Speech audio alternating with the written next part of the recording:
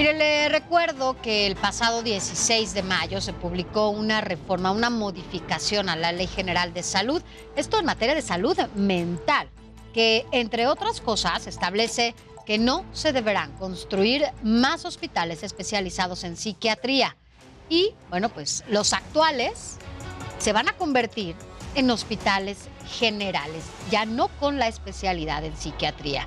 De acuerdo con la Secretaría de Salud Federal, en el país existen actualmente 442 institutos de salud mental y adicciones. De estos, 341 son centros de atención primaria de adicciones, 66 son centros integrales de salud mental y 35 más son hospitales psiquiátricos. Y ante este escenario, bueno, pues ¿qué sucederá con pacientes con trastornos psiquiátricos considerados como graves? Pues aquí es donde se requiere justamente una infraestructura y también equipo, personal médico especializado. Para hablar sobre este tema, ¿qué va a pasar? Agradezco que esté con nosotros esta noche a Laura Barrientos, quien es psiquiatra. Muy buenas noches, gracias por estar con nosotros. Hola, muy buenas noches, Sofía. Qué gusto la invitación que nos hace. Bueno, pues ahora más que nunca cuando hablamos de salud mental, la verdad es que todavía estamos inmersos en una pandemia y creo que una de las partes que más ha afectado en materia de salud pública es justamente la salud mental. Sin embargo, bueno, pues hay esta especialidad que tiene que ver con la psiquiatría, hospitales especializados, que bueno, pues no sabemos incluso si esto también ha incrementado la atención de pacientes con este tipo de enfermedades. Y aunado a esto, bueno, pues parece que hay una modificación. ¿Esto qué pasará con los pacientes que se están atendiendo en estos centros psiquiátricos? Ok, bueno, muchas gracias por la apertura a aclarar esta información. Es muy oportuno. Actualmente yo me dedico a la práctica clínica privada, soy psiquiatra y psiquiatra infantil. Sin embargo, estas dudas que me comenta el día de hoy, pues no solamente la presenta la población vulnerable, los pacientes psiquiátricos, los familiares de los pacientes psiquiátricos, sino también los mismos médicos, el gremio médico, médicos especialistas, médicos familiares, médicos generales, porque justo tienen la duda, ¿qué va a suceder? Vamos a partir de estas modificaciones. El pasado 6 de abril hubieron modificaciones aprobadas por la Cámara de Diputados en cuanto a esta parte de la salud mental y se ha dado una serie de desinformación al respecto. ¿Sí? Se ha entendido que van a desaparecer los hospitales psiquiátricos, cosa que quiero aclarar que eso no va a ocurrir. Ok. Ajá, o sea, categóricamente eso no va a ocurrir, los hospitales psiquiátricos van a continuar funcionando. Okay. Sin embargo, lo que se está buscando con esta serie de reformas es un enfoque, pasar de un enfoque asilar, que era a lo mejor el internamiento psiquiátrico, a lo mejor en contra de la voluntad de los pacientes. ¿De los pacientes? Okay. Así es, ajá, a un enfoque comunitario. Y vaya, ¿esto qué significa? Lo que se quiere hacer es involucrar a los 3 sistemas de salud en México. Aquí en México está repartido el Sistema Nacional de Salud en primer nivel, que es donde se captan los pacientes iniciales con médico familiar, médico general. El segundo nivel de atención, que ahí es donde se atienden ya meramente a los pacientes en hospitales generales. Y el tercer nivel de atención son los institutos nacionales de salud o los especializados. Hospitales, así es, más especializados y subespecializados. Entonces, ¿qué es lo que se busca con estas reformas? Lo que se busca es como tratar de distribuir la atención psiquiátrica y que esté más al alcance de la población, contrario a lo que se cree. Ajá, entonces aquí lo que se va a buscar es que no solamente lleguen los pacientes al tercer nivel de atención, que es el hospital psiquiátrico, tal cual como se tenía pues hasta la actualidad todavía, en realidad. O sea, van a ser pasos que se van a ir haciendo poco a poco, sino que desde el primer nivel de atención y segundo nivel de atención se puedan ir tratando estos pacientes. Entonces, esto le comentaba, o sea, sí se ha generado mucha desinformación.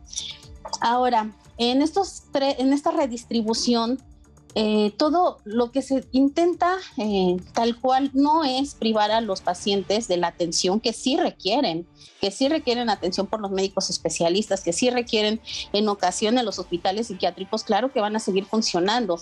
A lo mejor va a ser diferente la forma como en la que y como atiendan a los pacientes. Ya no van a poder llevarlos a fuerza, pues no van a poder internar a un paciente sin la voluntad del propio paciente, ¿cierto? Así es. Lo que entiendo entonces es, ¿van a fusionar todas las instituciones en materia de salud mental o los hospitales para dar atención de esta manera a quienes, bueno, pues busquen que se les dé algún tratamiento o que tengan que estar internados? O vaya, si hay pacientes ahora en estos centros psiquiátricos, bueno, pues que tengan la certeza de que no los van a sacar o los van a mandar a su casa, como en algún momento se comentó que podían ser tratados en su casa, cuando esto no puede ser, ¿no? Cuando hablamos de ciertos niveles, ¿no? Entiendo que usted es la experta, pues, pero yo creo que no todos pueden ser tratados en casa.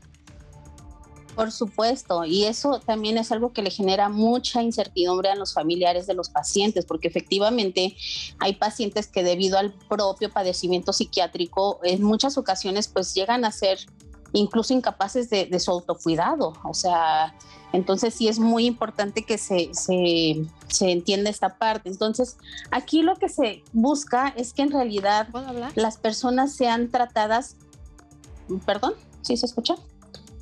Con un estricto respeto a los derechos humanos, que el consentimiento informado realmente sea algo que sí vaya de por medio, que los pacientes vayan por su voluntad, incluso y tomando en cuenta, por ejemplo, la población infantil, la población adolescente, y aquí voy a hacer énfasis, por ejemplo, en el Hospital Psiquiátrico Infantil Juan N. Navarro, que es donde nos formamos los psiquiatras infantiles. El hospital va a seguir funcionando. El hospital va a seguir formando recursos humanos, hablamos de psiquiatras, de psicólogos, trabajadores sociales, va a seguir siendo un hospital escuela, va a seguir dedicándose también a la investigación, va a seguir también ofreciendo pues un tratamiento multidisciplinario, interdisciplinario, y sí se van a llegar a hospitalizar a los pacientes que sean de mayor gravedad. Los que sean de menor gravedad, lo que se busca es que se hospitalicen en hospitales generales.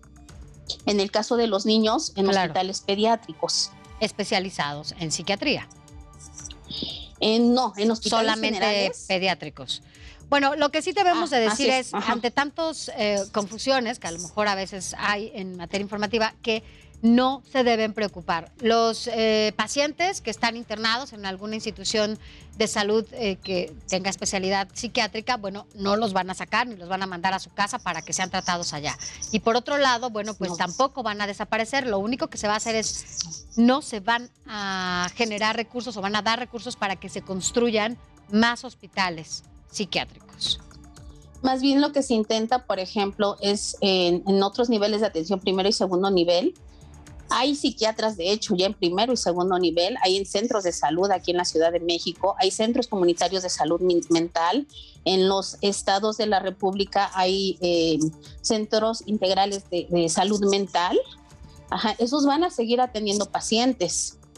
Doctora, ¿y se incrementaron usted, bueno, que es seguramente tiene algunos datos, en este periodo en donde, bueno, pues no la hemos pasado bien, algunos más, algunos menos con el confinamiento, algunos el tema de la ansiedad, detonó incluso, algunos no tenían ni siquiera idea de que había posibilidades de que tuvieran alguna enfermedad psiquiátrica y detonó, se incrementó la asistencia o los tratamientos o los internamientos de personas enfermas con trastornos o con alguna deficiencia psiquiátrica.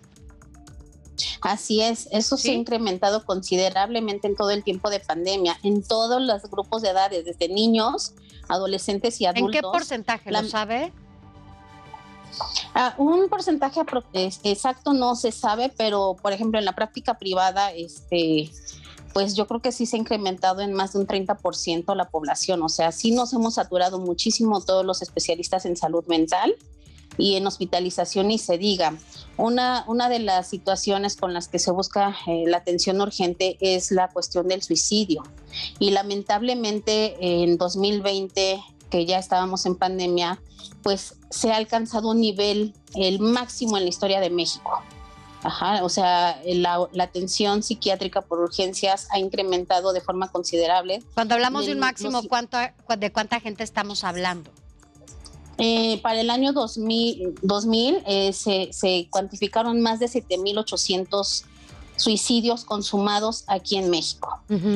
Esa cifra ha sido pues mucho mayor a los censos previos. Esta es información de INEGI. Entonces, lamentablemente en México se ha observado que el nivel de suicidios va como en escalera. Cada año va rebasando el anterior. Ajá. Y también se ha observado lamentablemente que la población más vulnerable que ha consumado estos suicidios es población joven de entre 14 y 29 años de edad.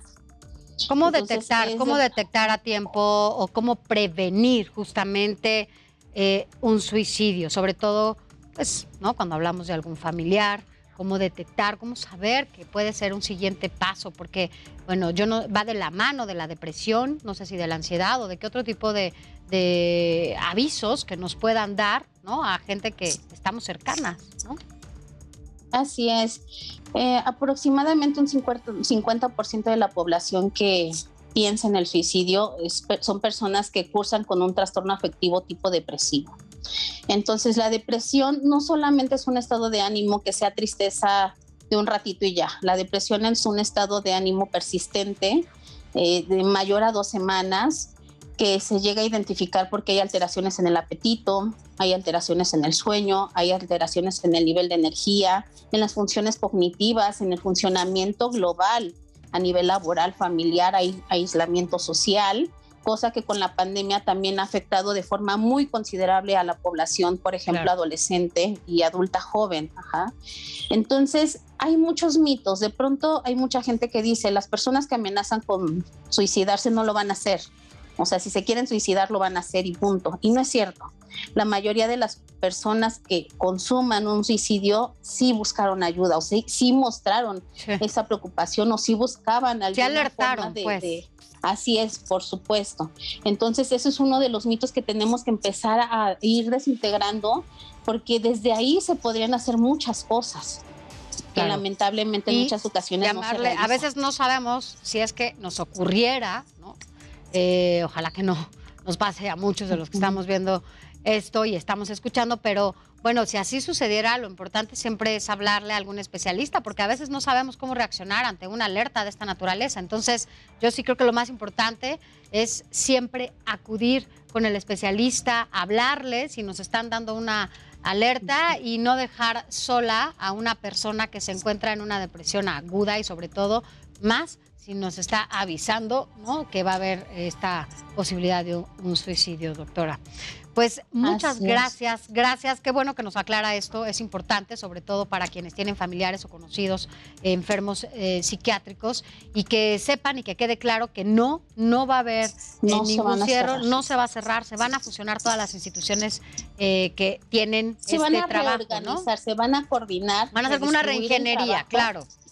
Así es, para buscar pues un enfoque comunitario, para que realmente la gente tenga a mayor disposición los recursos para atenderse, contrario a lo que se ha, pues lamentablemente desinformado. Bueno, pues aquí aclarado el tema, ya sabe que puede estar tranquilo si usted justamente acude a este tipo de instituciones médicas, y que bueno, pues también sus familiares, amigos o quienes estén ahí, no pasa nada, van a seguir tratándolos de la misma manera. Gracias, doctora Laura Barrientos, psiquiatra experta sobre todo en estos temas. Gracias y buenas noches. Gracias por haber estado aquí en República Buenas noches, un gusto. Gracias.